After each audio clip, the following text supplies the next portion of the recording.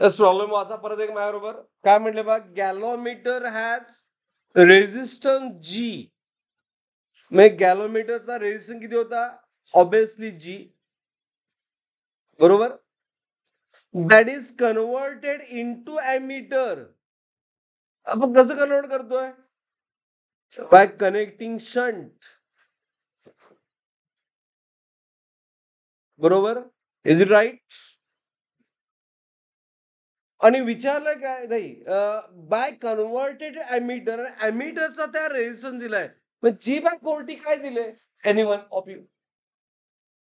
G/40 दिलंय काय? ह्या आर इक्वेलंट दिलाय. आर इक्वेलंट दिलाय किती?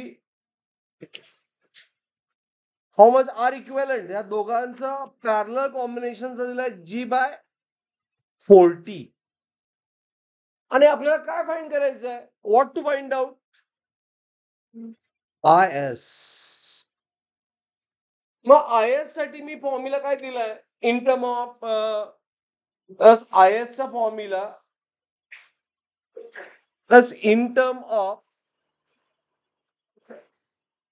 एन, तो युजफुल आहे. IS चे दोन फॉर्म्युले आहेत. कुठला एक formula in term of N किती आहे?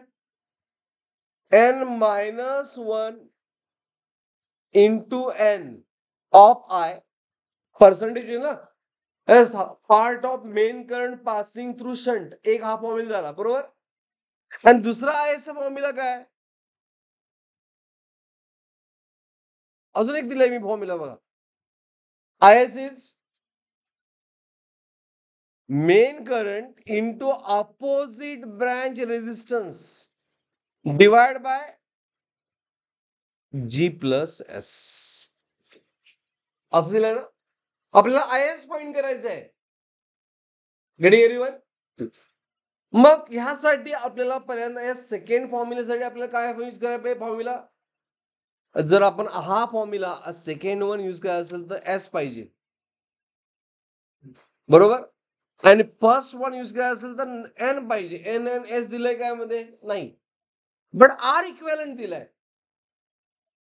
बरोबर.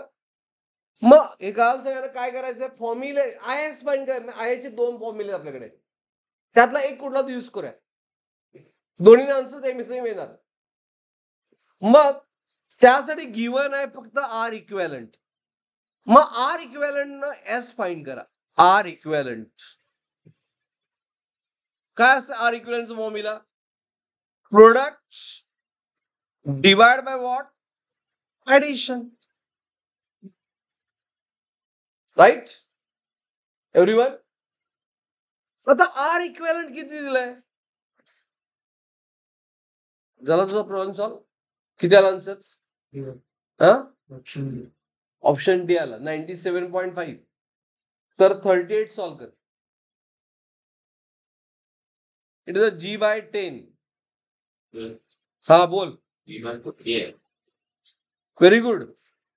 G/40 आहे. पाटील अलर्ट असतोय.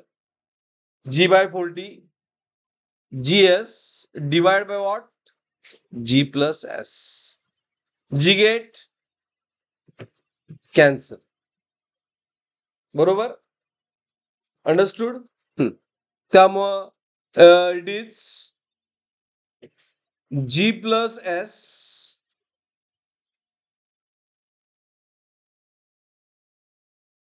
Is a 40S. बरोबर आहे काय? अंडरस्टूड? आपल्याला एच ची व्हॅल्यू फाइंड करायची. ठीक आहे. इन टर्म ऑफ जी तर G S is 40S minus S. किती आलं? 39S. आणि देअरफॉर एच ची व्हॅल्यू काय आली? एच ची व्हॅल्यू आली G/39. S is G/39. Understood? Is it clear?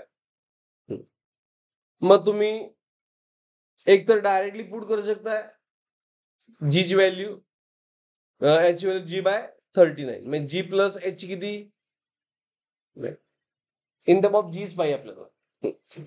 Okay, दोन वेळेला सॉल्व्ह करू शकतो. यांना आपण याच्यावर एन ची व्हॅल्यू कशी फाइंड करू शकणार तुम्ही? एन ची व्हॅल्यू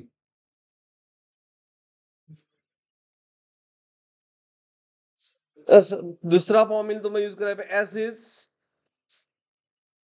जी अपॉन एन मायनस वन. हा यूज केला तर एन मिळेल.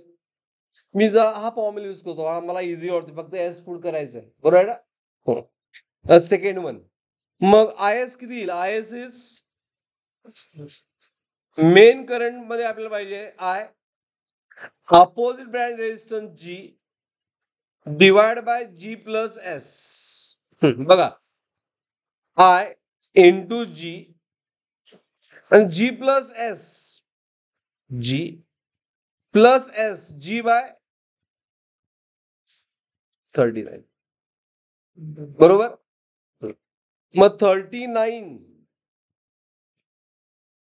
आय इंटू जी, बघा it is a 39 G. 39 cross multiply केलं तर किती होणार? 39 प्लस 1 40 जी डिवाइड बाय 39, बरोबर. That G get cancel. हे कळालं? 40 जी डिवाइड बाय 39. त्यामुळे किती आलं हे? 39 बाय 40 आय.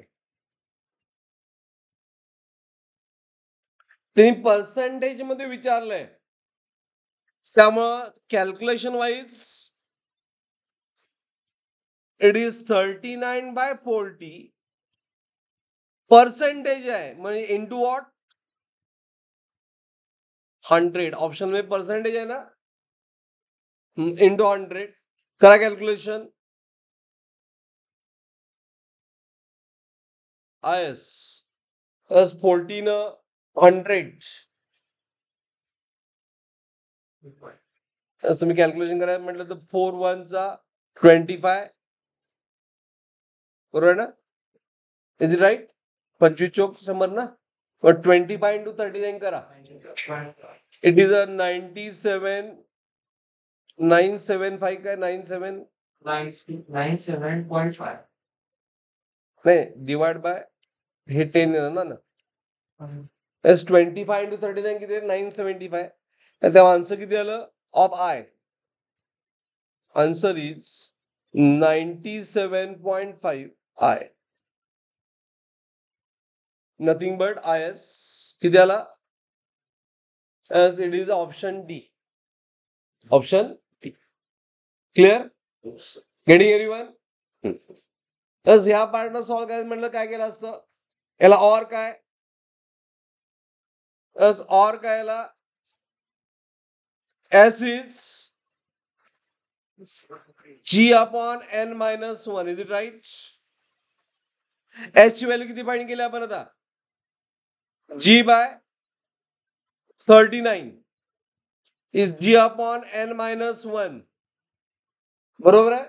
हा, जी गेट कॅन्सल म्हणजे N minus one is equal to what 39. मग एन किती आलं? 40. दुसरं ऑप्शन सांगवलं मी सॉल्व्ह करायचं. I S N minus one by N into I म्हणजेच 39 बाय 40 आहे. कुठलं इझी वाटते ऑप्शन? फर्स्ट का सेकंड? दोन्ही आन्सर तेच. It's a 0.97 I into 100. आणि कोणी वेगळ्या सॉल्व्ह केलं काय? आणि कोणी वेगळ्या पद्धतीने सॉल्व्ह केलं? तू कुठल्या याने केला सॉल्व्ह? हा, दुसऱ्या पद्धती एन काढून. Is it clear? दुसऱ्यामध्ये आपण एन फाइंड केलं जी नंतर. 38 प्रॉब्लेम बघितला तुम्ही? 38चा आन्सर सांगा. 38 प्रॉब्लेम तुम्ही इमिजिएटली सॉल्व्ह करा.